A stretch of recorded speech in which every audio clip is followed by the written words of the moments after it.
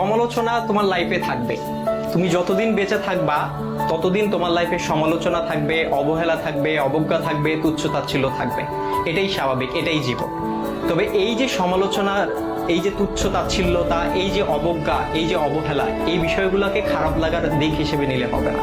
এগুলোকে তোমার অনুপ্রেরণা হিসেবে নিতে হবে। কারণ তুমি যখন এগুলোকে অনুপ্রেরণা হিসেবে নিবা, তখন এটা তোমার মধ্যে একটা জেদ তৈরি করবে।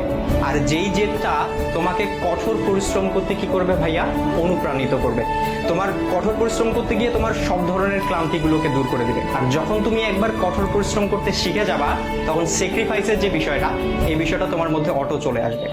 সুতরাং এই যে, আর সবকিছুর সাথে যদি বলো যে এই যে সমালোচনা, এই সমালোচনার পাশাপাশি জেদ, কঠোর পরিশ্রম, স্যাক্রিফাইস, আর এগুলোর সাথে যখন মেধার সংমিশ্রণ ঘটবে, তখনই তোমার স্বপ্নগুলো পূরণ হবে।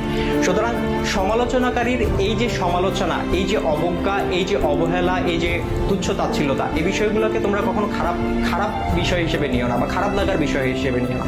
এগুলোকে তোমরা অনুপ্রেরণার বিষয় হিসেবে নাও এবং তোমার স্বপ্নগুলোকে পূরণ করে ওই সমালোচনাকারীদেরকে দেখিয়ে দাও।